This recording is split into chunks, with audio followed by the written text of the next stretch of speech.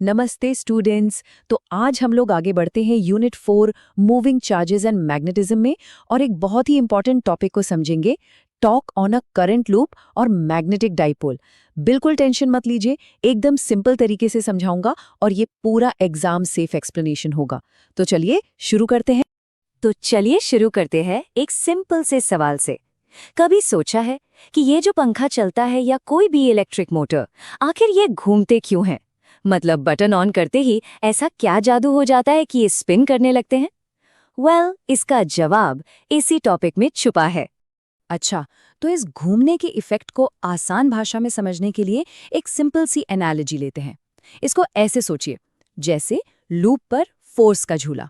हाँ बिल्कुल, जैसे एक झूला ऊपर नीचे होता है ना, बस वैसे ही ये लूप भी घूमता है।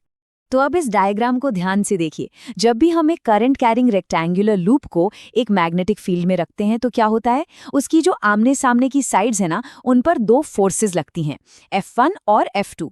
ये फोर्सेस मैग्नीट्यूड में तो बराबर है पर डायरेक्शन में एकदम ऑपोजिट। मतलब एक फोर्स लूप को अंदर की तरफ धक्का दे रही है और दूसरी बाहर की तरफ। बिल्कुल वैसे जैसे पार्क में दो दोस्त मिलकर मेरीगो राउंड को घुमाते हैं, एक आगे से एक पीछे से, ऑपोजिट डायरेक्शंस में।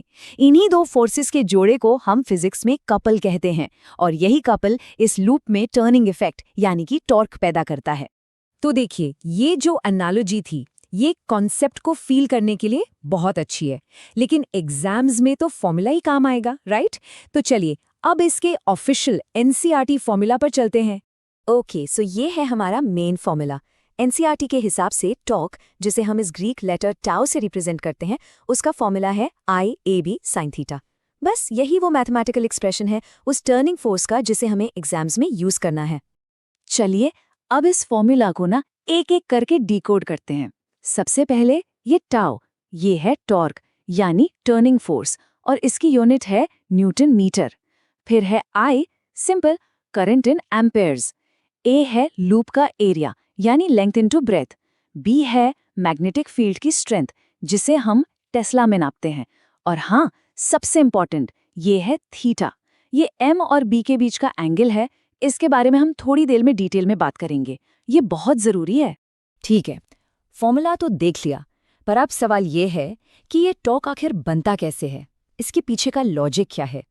इसको समझने के लिए हमें एक नए और बहुत ही पावरफुल कॉन्सेप्ट को इंट्रोड्यूस करना पड़ेगा, जिसका नाम है मैग्नेटिक मोमेंट।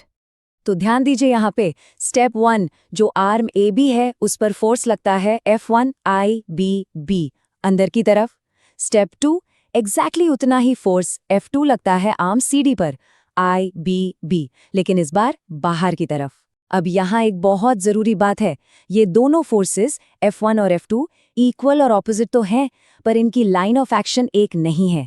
इसलिए ये एक कपल बनाते हैं जो लूप को घुमाने का काम करता है। अच्छा, अब सोचिए बाकी दो आर्म्स का क्या हुआ? BC और DA, उन पर भी फोर्सेस लगती हैं, पर वो इक्वल, ऑपोजिट और एक ही लाइन में है। इसलिए वो बेचारे एक दूसरे को कैंसिल कर देते हैं और कोई टॉर्क नहीं बना पाते। तो इसका मतलब क्या हुआ? मतलब सारा का सारा घुमाव सिर्फ F1 और F2 के इस कपल की वजह से हो रहा है। तो इससे हमें एक अमेजिंग चीज पता चलती है, हर करंट लूप बेसिकली एक छोटे से मैग्नेट की तरह बिहेव करता है। उसकी ना एक अपनी मैग्नेटिक पर्सनालिटी होती है। इसी पर्सनालिटी को मेजर करने के लिए हम एक वेक्टर क्वांटिटी यूज करते हैं, जिसे कहते हैं मैग्नेटिक डाइपोल मोमेंट या सिंपली M। ये M हमें बताता है कि लूप कितना स्ट्रॉन्ग मैग्नेट है। इसका मैग्नीट्यूड सिंपल है, M = NIA। यहाँ N है नंबर ऑफ टर्न्स, I है करंट और A है एरिया। और इसकी डायरेक्शन वो तो और भी सिंपल है, राइट हैंड थंब रूल से। बस जिस डायरेक्शन में करंट घूम रहा है उस डायरेक्शन में अपने राइट हैंड की फिंगर्स को घुमाइए, जो अंगूठा है थंब, वो आपको M की डायरेक्शन दे देगा। और जैसे ही हमने इस मैग्नेटिक मोमेंट M को डिफाइन किया, एक जादू होता है। देखिए, हमारा वो लंबा सा फॉर्मूला था ना IAB sin थीटा, वो अब एक छोटे से बहुत ही एलिगेंट वेक्टर फॉर्म में आ जाता है। Tau = M cross B। Simple.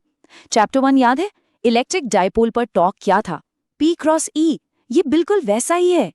Physics में ऐसी सिमेट्री बहुत ही ब्यूटीफुल चीज है, इससे चीजें याद रखना आसान हो जाता है।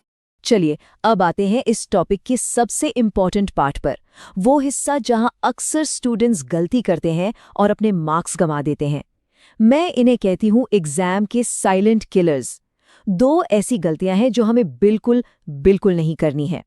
पहली गलती या मिसकंसेप्शन, अक्सर स्टूडेंट्स सोचते हैं कि मैग्नेटिक फील्ड लूप को पुश कर रहा है, उस पर एक धक्का लगा रहा है। ये बिल्कुल गलत है।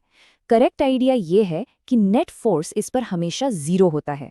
सोचो ना, दोनों फोर्सेस F1 और F2 इक्वल और ऑपोजिट हैं, तो उनका नेट इफेक्ट क्या होगा?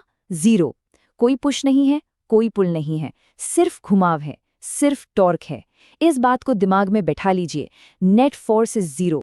अब आते हैं दूसरी और शायद सबसे क्रिटिकल गलती पर, एंगल थीटा। ये थीटा आखिर है क्या? इस इमेज को देखो। 90% स्टूडेंट्स को लगता है कि थीटा जो है वो लूप के प्लेन और मैग्नेटिक फील्ड के बीच का एंगल है, लेकिन ऐसा बिल्कुल नहीं है। तो इस बात को प्लीज हमेशा के लिए याद रखिए। थीटा लूप के प्लेन और मैग्नेटिक फील्ड बी के बीच का एंगल नहीं है। थीटा एंगल है एरिया वेक्टर m के बीच में और मैग्नेटिक फील्ड b के बीच में। और ये एरिया वेक्टर m क्या होता है? ये लूप के प्लेन से हमेशा 90 डिग्री पर यानी परपेंडिकुलर होता है। इस पॉइंट को स्टार मार्क करके नोट कर लीजिए, वरना सारे न्यूमेरिकल्स गलत हो जाएंगे। ओके, काफी कुछ डिस्कस कर लिया, तो चलिए अब तक हमने जो भी सीखा है उसका एक क्विक रिकैप करते हैं और ये भी देखते हैं कि ये कॉन्सेप्ट दूसरे चैप्टर्स से कैसे कनेक्ट होता है। अब यहाँ पर ना फिजिक्स की खूबसूरती देखिए। चैप्टर 1 याद कीजिए, इलेक्ट्रोस्टैटिक्स। वहाँ हमने पढ़ा था इलेक्ट्रिक डाइपोल मोमेंट P के बारे में, जब उसे इलेक्ट्रिक फील्ड E में रखते थे। और टॉर्क का फॉर्मूला क्या था? Tau equals P cross E। और आज इस चैप्टर में मैग्नेटिज्म में हमने देखा मैग्नेटिक डाइपोल मोमेंट M को, जब उसे मैग्नेटिक फील्ड B में रखा, और टॉर्क क्या निकला? Tau equals M cross B। देख रहे हैं, बिल्कुल मिरर इमेज। ऐसे कनेक्शंस जब समझ आते हैं ना, तो फिजिक्स आसान लगने लगती है। तो चलिए इस पूरी डिस्कशन को समराइज करते हैं। 4 मस्ट रिमेंबर फैक्ट्स हैं, इन्हें बिल्कुल मत भूलिएगा। नंबर 1, एक करंट लूप पर यूनिफॉर्म मैग्नेटिक फील्ड में नेट फोर्स हमेशा जीरो होता है, लेकिन टॉर्क लगता है, और यही टॉर्क है जो मोटर्स को घुमाता है। नंबर 2, टॉर्क का सिंपल वेक्टर फॉर्मूला है tau is equal to m cross b। Number 3, magnetic moment m एक वेक्टर क्वांटिटी है। इसका मैग्नीट्यूड है NIA और इसकी डायरेक्शन लूप के प्लेन के परपेंडिकुलर होती है। और आखिरी नंबर 4, लूप स्टेबल इक्विलिब्रियम में तब होता है जब उसका magnetic moment m magnetic field b के पैरेलल हो, यानी जब थीटा 0 डिग्री हो। अच्छा, अब जाते जाते एक सवाल आपके लिए छोड़ के जा रहा हूँ। महान साइंटिस्ट एम्पियर का कहना था कि इस दुनिया में सारा मैग्नेटिज्म सर्कुलेटिंग करंट्स की वजह से है, मतलब घूमते हुए चार्जेस की वजह से। अगर ये बात सच है तो सोचिए, एक सिंपल सा जो बार मैग्नेट होता है, उसके अंदर ऐसे कौन से छोटे छोटे करंट लूप्स हैं जो उसे एक मैग्नेट बनाते हैं? सोचिएगा इसके बारे में। इसका जवाब हम आगे के टॉपिक्स में ढूंढेंगे। चलिए अगली बार मिलते हैं।